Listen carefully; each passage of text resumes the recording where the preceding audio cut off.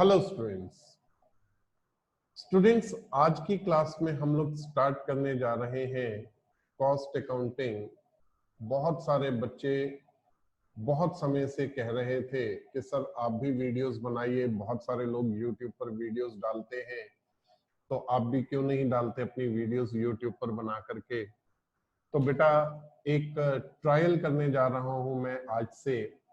और ट्रायल में जो सबसे पहली चीज, जो पहला ब्रांच ऑफ अकाउंटिंग में स्टार्ट करने जा रहा हूं यहाँ पर, दैट इज कॉस्ट अकाउंटिंग। बेटा कॉस्ट अकाउंटिंग जैसा कि आप लोगों को मालूम है, बीकॉम हो, बीबीए हो, एमकॉम हो, एमबीए हो, या इवन सीए और सीएस में एक बहुत इंपॉर्टेंट सब्जेक्ट की तरह आता है। अब कॉस्ट अकाउंटिंग को समझना है तो उसके लिए सबसे पहले बेटा हमें समझना पड़ेगा कॉस्ट क्या है। तो बेटा सबसे पहली चीज जो मैं स्टार्ट करने जा रहा हूं वो है कॉस्ट, क्योंकि कॉस्ट से हमें कॉस्टिंग करनी है और वहीं से अकाउंटिंग स्टार्ट होगी। कॉस्ट अकाउंटिंग कोई बहुत छोटा सा सब्जेक्ट नहीं है, it is a very vital subject, बहुत बड़ा सब्जेक्ट है और डायनेमिक है। बहुत सारी चीजें इसमें समझने के लिए है, लेकिन आज ही की क्लास में मैं आप लोगों को डराऊंगा नहीं, बहुत सारी बातें बता बता करके।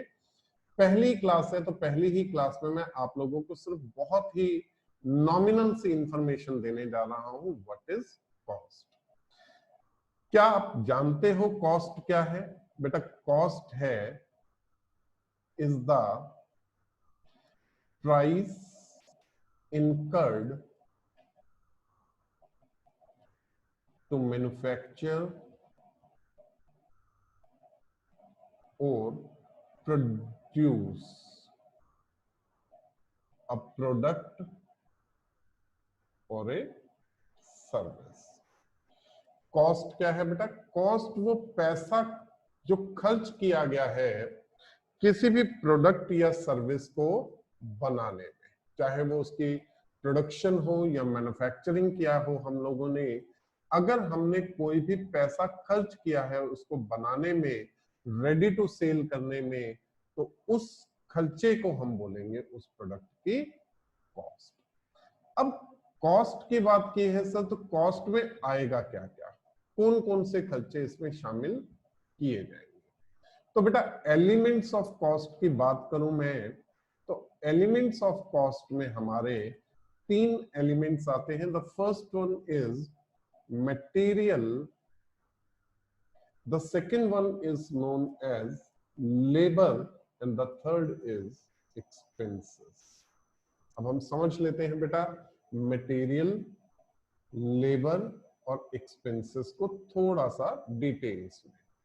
मटेरियल क्या है बेटा? आप सब लोगों के पास अभी रजिस्टर होगा, या आपके पास पेन होगा, बुक होगा, और जो लोग मोबाइल पर देख रहे हैं, चलिए उनके पास मोबाइल है या लैपटॉप है।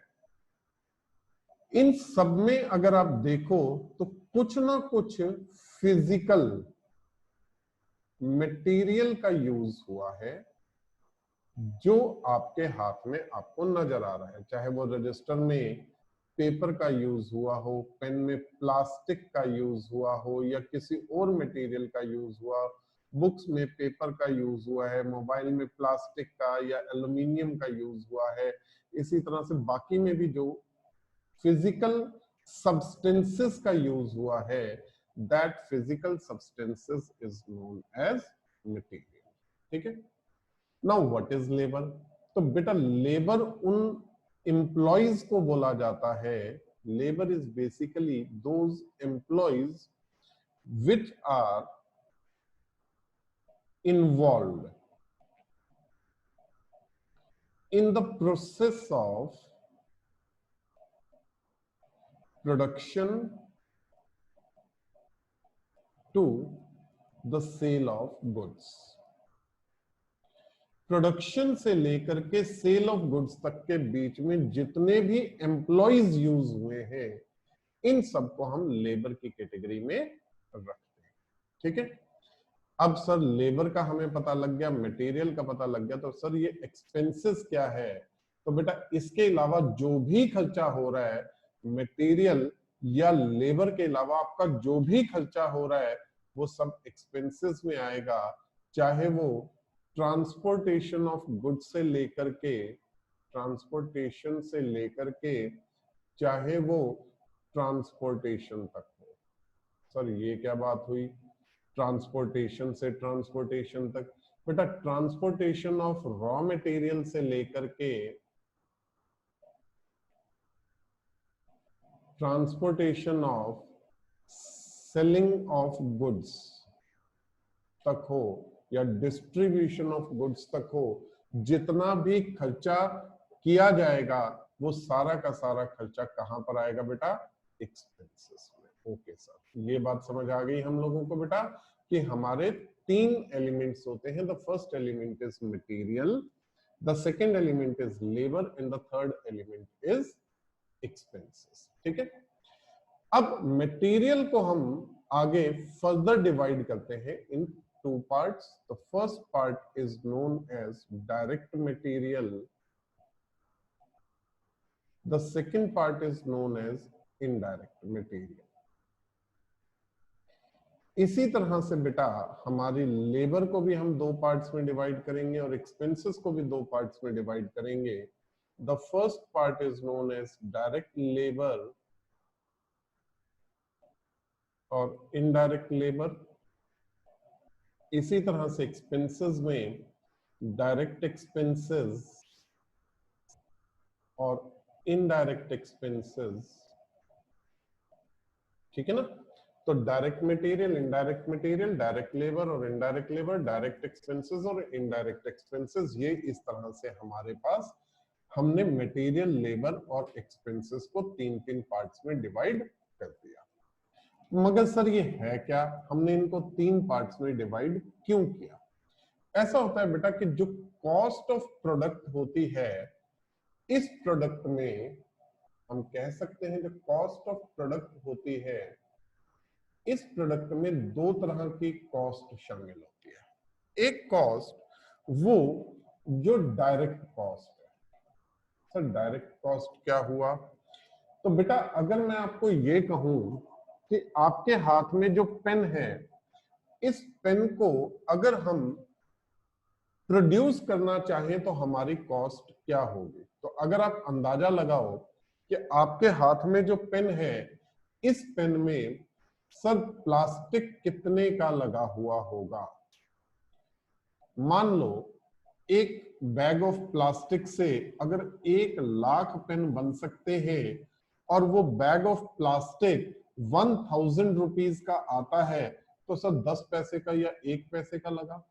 चलो हम बहुत ज्यादा कॉस्ट भी मान लें उसकी, तो हम बहुत ज्यादा से ज्यादा भी ले लें तो हम ये मान लेते हैं कि हमारा जो प्लास्टिक यहाँ पर लगा है वो मान लो 1 रुपये का लगा है।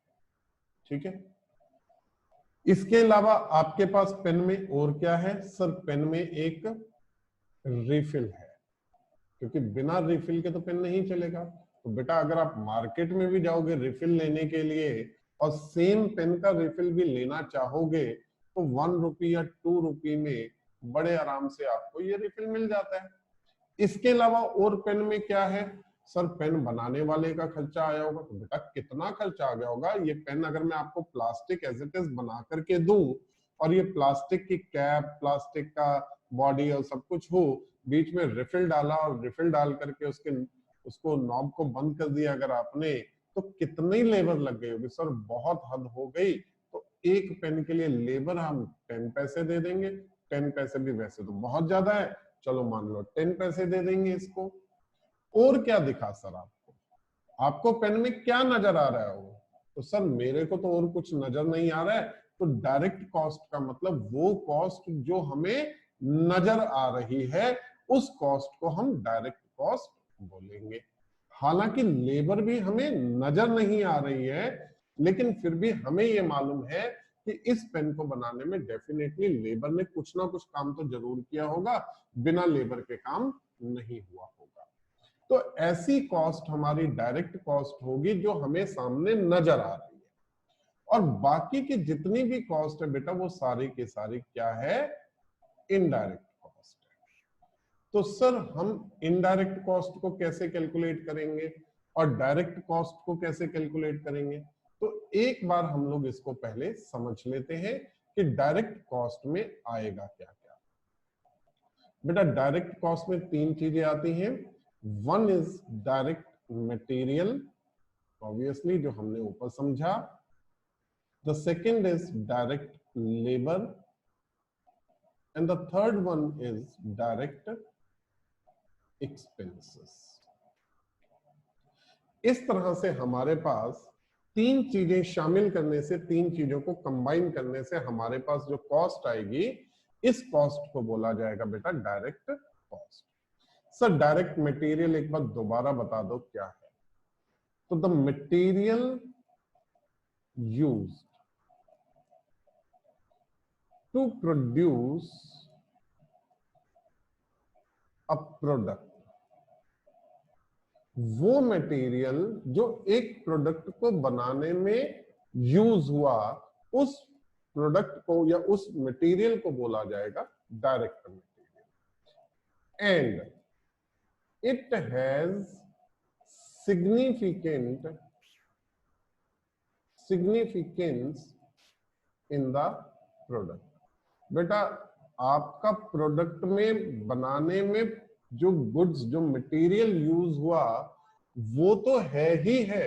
अभी मैं अगर आपको ये कहूं कि बेटा इस पेन को बनाने में कुछ ग्रीस का भी यूज हुआ, तो वो भी तो मटेरियल है। सर ग्रीस का यूज कहाँ हुआ? तो बेटा ग्रीस को यूज किया हमने to lubricate the machines.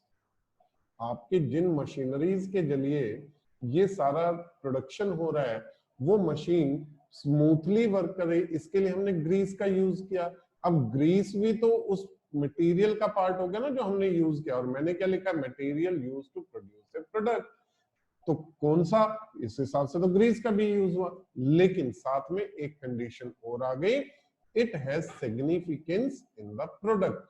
Product में उस मटेरियल का कुछ ना कुछ सिग्निफिकेंस होना चाहिए, यानी कि वो मटेरियल के बिना ये प्रोडक्ट बन नहीं सकता है। तो ऐसे प्रोडक्ट्स को हम बोलेंगे डायरेक्ट मटेरियल। अच्छा चलो सर, फिर हम लोग इसको क्या ऐसे लिख सकते हैं कि material without which there is no existence of a product। क्या हम ये लिख सकते हैं सर इसकी जगह कि वो मटेरियल जिसके बिना इस प्रोडक्ट का कोई एग्जिस्टेंस ही नहीं होगा, उस प्रोडक्ट को हम लोग, उस मटेरियल को बोलेंगे डायरेक्ट मटेरियल। तो अभी आपको समझ में आ गया डायरेक्ट मटेरियल क्या है?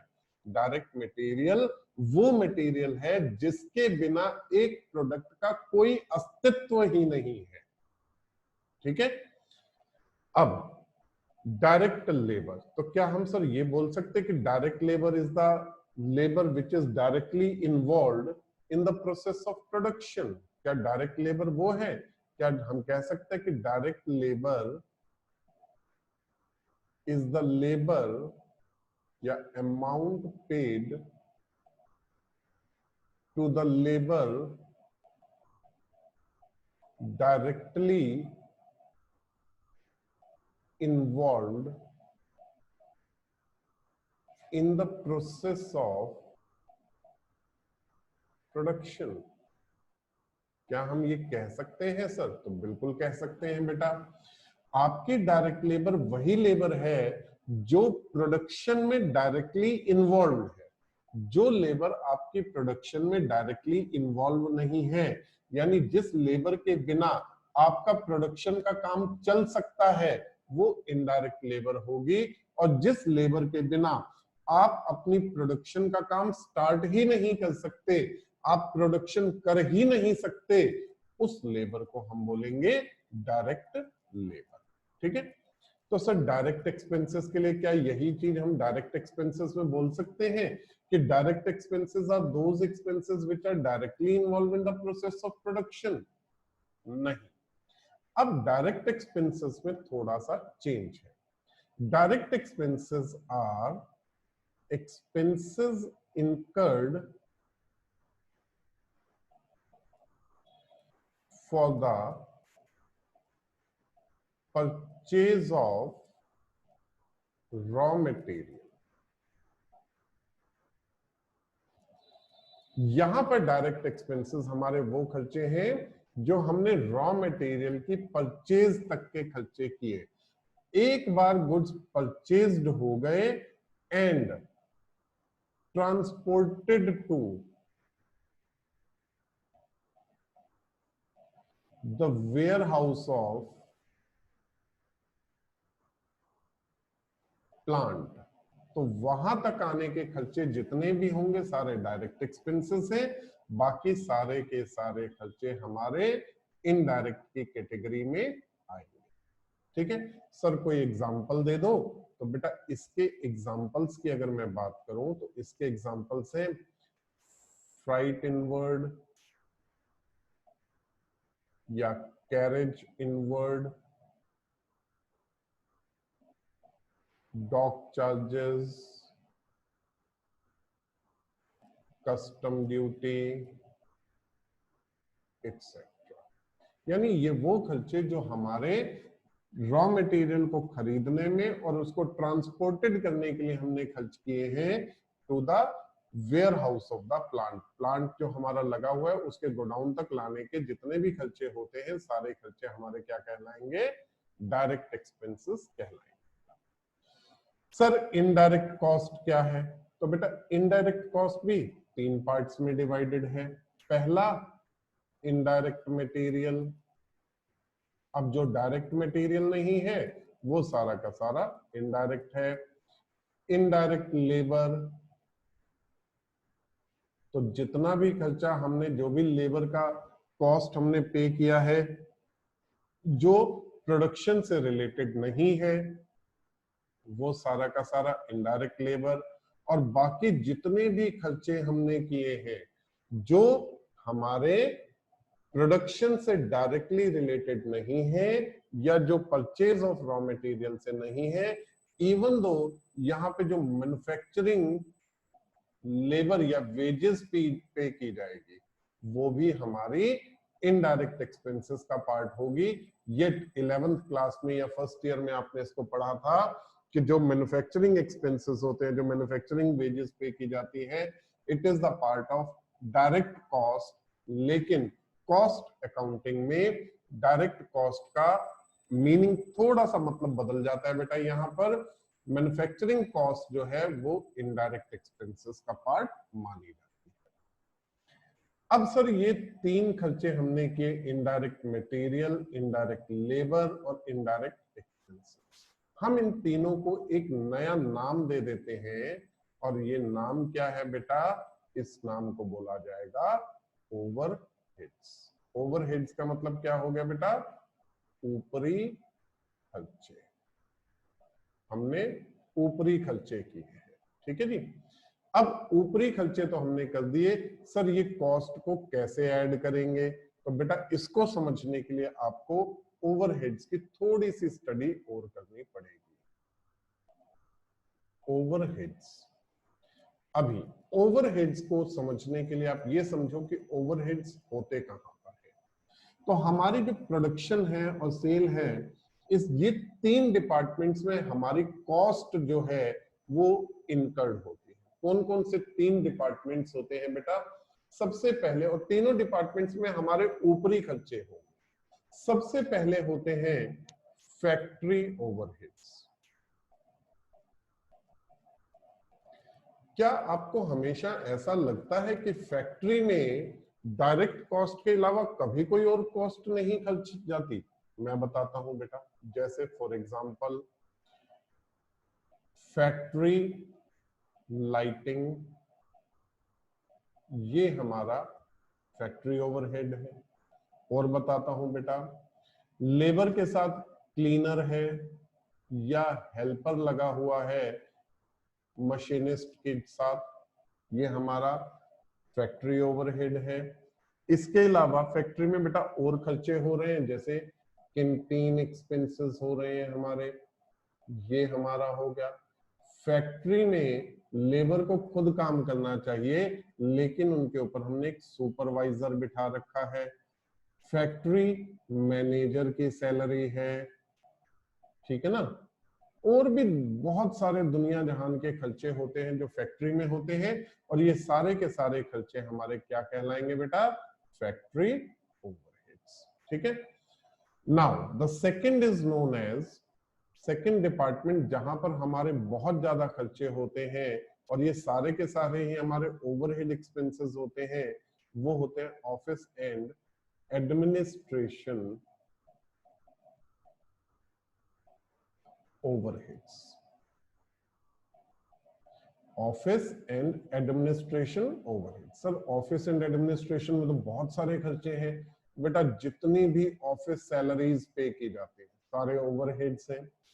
जितना भी ऑडिट और अकाउंटिंग का खर्चा होता है वो सारे के सारे हमारे factory this office and administration overheads हैं। आजकल तो ऑफिसेस जो हैं वो 5 स्टार से कम नहीं है तो उस पे इलेक्ट्रिसिटी का जितना भी खर्चा हो रहा है सारे के सारे एडमिनिस्ट्रेशन या ऑफिस एक्सपेंसेस हैं। और इसके अलावा दुनिया जहान के जितने भी खर्चे आप ऑफिसेस में देखते होते हुए, ये सारे के सारे खर्चे जो होते हैं बेटा, ये ऑफिस एंड एडमिनिस्ट्रेशन ओवरहेड्स का पार्ट होते हैं। सर तीसरा कौन सा डिपार्टमेंट है? पहला डिपार्टमेंट बेटा हमने देखा फैक्ट्री का, दूसरा हमने देख लिया ऑफिस का, तीसरा कौन सा डिपार्टमेंट है सर जहां पर ये वाले खर्चे होंगे? तो बेटा तीसरा डिपार्टमेंट है सेलिंग एंड डिस्ट्रीब्यूशन ओवरहेड्स। कौन कौन सा है बेटा? Selling and distribution overheads. अभी सेलिंग एंड डिस्ट्रीब्यूशन ओवरहेड्स क्या है बेटा? सेलिंग से रिलेटेड जितने भी खर्चे होते हैं, एनी सेलिंग एक्सपेंसेस, चाहे वो हमारा पेट्रोल, डीजल या फ्यूल ऑफ डिलीवरी वैन्स हो, हमने उसका खर्चा पे किया। डिप्रिसिएशन ऑफ डिलीवरी वैन्स हो, सेल्समैन की सैलरी है, कैरेज आउटवर्ड से या कार्टेज है या ट्रांसपोर्टेशन है, इनसे रिलेटेड जो खर्चे हैं। सर एडवर्टाइजमेंट क्या इसी में आएगा? तो बेटा इसी में आएगा, एडवर्टाइजमेंट से रिलेटेड खर्चा है। यानी दुनिया में जितने भी सेलिंग से रिलेटेड, डिस्ट्रीब्यूशन, माल को बेचने से रिलेटेड जो भी खर्चे होंगे बेटा, सारे के सारे खर्चे आपके सेलिंग एंड डिस्ट्रीब्यूशन ओवरहेड्स का पार्ट होते हैं, ठीक है। यानी अगर समझने वाली बात क्या है बेटा यहां पर, कि हमारी जो फैक्ट्री होती है, हमारी जो फैक्ट्री होती है, इसी में दो तरह के अलग अलग खर्चे होते हैं, एक डायरेक्ट कॉस्ट का और एक इनडायरेक्ट कॉस्ट का। बाकी के जितने दो डिपार्टमेंट्स हैं, चाहे वो ऑफिस एंड एडमिनिस्ट्रेशन से हो या selling and distribution, all expenses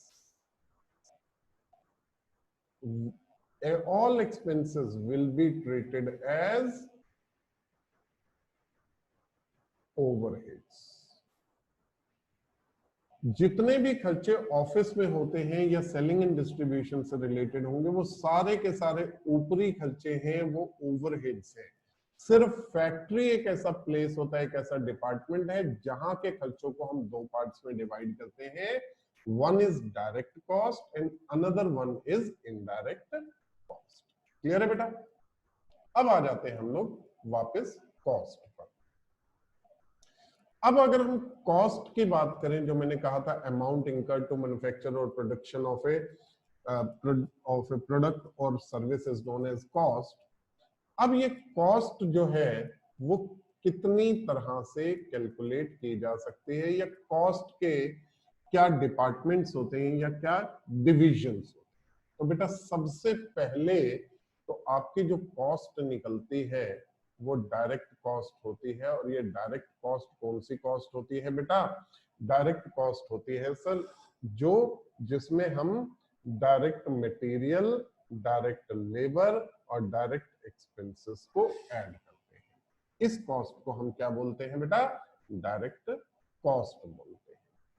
sir उसके बाद कौन सी कॉस्ट आ जाती है बेटा? फिर इसमें प्लस किए जाते हैं फैक्ट्री ओवरहेड्स। इसमें हम क्या ऐड करेंगे बेटा? फैक्ट्री ओवरहेड्स को इसमें ऐड कर देंगे, डायरेक्ट कॉस्ट में इसको ऐड कर देंगे। जब डायरेक्ट कॉस्ट में इसको ऐड करते हैं तो जो कॉस्ट निकलती है ये कॉस्ट कहलाती है बेटा आपकी फैक्ट्री कॉस्ट। क्या कहलाती है बेटा? फैक्ट्री कॉस्ट, या इसे हम बोलते हैं वर्क कॉस्ट। वर्क कॉस्ट क्यों बोला जाता है बेटा? फैक्ट्री का एक और नाम होता है ना, फैक्ट्री को नॉर्मली एक और नाम से लोग बुलाते हैं। क्या नाम होता है इसका? Sir workshop. तो इसलिए वर्कशॉप से निकाला हमने वर्क कॉस्ट, यानी वर्कशॉप कॉस्ट है हमारी फैक्ट्री कॉस्ट है। अब आपने कई बार ऐसा देखने को मिलता है आपको कि मार्केट में अचानक आ जाता है या कहीं पे ऐसा होता है कि फैक्ट्री आउटलेट से। फैक्ट्री आउटलेट्स का मतलब क्या होता है? आपने अक्सर सुना होगा कि मार्केट में जो प्रोडक्ट 5000 रुपीज तक का मिल रहा है सर वो फैक्ट्री आउटलेट से लेने के लिए जाओ तो 3500 या 3600 में मिल जाता है। सर इतना सारा डिस्काउंट मिल जाता है वहां पे। ऐसा कैसे हो सकता है? ऐसे कैसे पॉसिबल है बेटा? वो पॉसिबल इसलिए हो पाता है बेटा क्योंकि वो उस प्रोडक्ट को फैक्ट्री गेट पर ही बेच देते हैं, यानी उस प्रोडक्ट के ऊपर आगे के खर्चे नहीं हुए। क्योंकि आगे के खर्चे नहीं हुए तो डेफिनेटली उस प्रोडक्ट की कॉस्ट ऑटोमेटिकली कम हो गई। जब प्रोडक्ट की कॉस्ट कम है तो उसे कम रेट पर भी बेचा जा सकता है और कम रेट पर बेच करके भी हम प्रॉफिट कमा सकते हैं।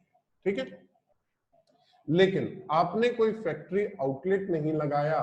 जब आपने फैक्ट्री आउटलेट नहीं लगाया तो अब इसमें तीसरा खर्चा आपने प्लस कर दिया। और वो तीसरा खर्चा आपने कौन सा प्लस किया? Sir office and administration overheads. अब आपने इसमें ये प्लस कर दिए, कौन से? Office and administration overheads. किसमें प्लस कर दिए? Factory cost. और जब इसमें प्लस किया तो एक नई कॉस्ट का जन्म हुआ और इस कॉस्ट को हम क्या बोलेंगे बेटा? This is basically cost of production. जब हम टोटल ऑफिस एंड एडमिनिस्ट्रेशन के खर्चों को इसमें जोड़ेंगे तो ये निकलेगा हमारा कॉस्ट ऑफ प्रोडक्शन। अब हमारा कॉस्ट ऑफ प्रोडक्शन आ गया।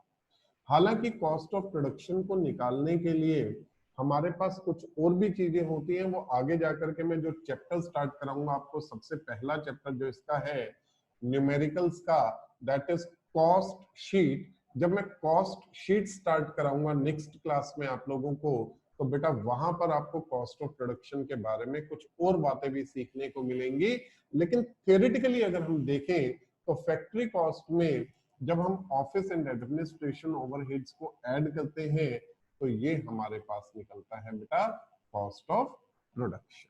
ठीक है, अभी कॉस्ट ऑफ प्रोडक्शन निकल आया हमारा, तो सर अब इसमें हमने चौथे ओवरहेड्स को ऐड कर दिया। और फोर्थ ओवरहेड्स कौन से थे बेटा? Selling and distribution overheads. कौन से थे बेटा? Selling and distribution overheads. अब हमने इसमें ये वाले ऐड कर दिए। क्या ऐड कर दिया? सेलिंग एंड डिस्ट्रीब्यूशन के खर्चे भी इसमें जोड़ दिए। जब हम सेलिंग और डिस्ट्रीब्यूशन के खर्चे भी जोड़ देंगे तो ऐसा करने पर अब हमारे पास जो कॉस्ट आई, this is basically cost of goods ready to sell. ये हमारी निकली cost of goods ready to sell. अब हमारे कॉस्ट के अगर आप देखो तो चार फैक्टर्स, चार एलिमेंट सामने आ रहे हैं। पहला कॉस्ट का क्लासिफिकेशन देखें तो वर्क कॉस्ट या फैक्ट्री कॉस्ट, पहला सॉरी डायरेक्ट कॉस्ट। सबसे पहला जो आया हमारे पास कौन सा आया बेटा? Direct cost. दूसरा कौन सा आया बेटा हमारे पास? Sir work cost. तीसरा कौन सा आया बेटा हमारे पास? Cost of production. और चौथा कौन सा आया बेटा हमारे पास? Cost of goods ready to sell. ठीक है, अब इनसे हम लोगों को आगे बढ़ना है और आगे बढ़ करके हमें ये निकालना है कि सर हमारा सेलिंग प्राइस क्या होगा प्रोडक्ट का। तो बेटा उसे सीखने के लिए आपको नेक्स्ट क्लास का वेट करना पड़ेगा। नेक्स्ट क्लास में मैं आप लोगों को बताऊंगा how to prepare cost sheet. Cost sheet कैसे बनाते हैं, टोटल कॉस्ट कैसे कैलकुलेट किया जाता है, और उसके बाद उस प्रोडक्ट को बेचने के लिए हमें कितना मार्जिन उसमें ऐड करना है, कितना प्रॉफिट ऐड करना है और कैसे ऐड करना है। ठीक है, till then good bye, keep watching Bakhshish Bhatia's classes of cost accounting. Thank you very much बेटा। अच्छा, एक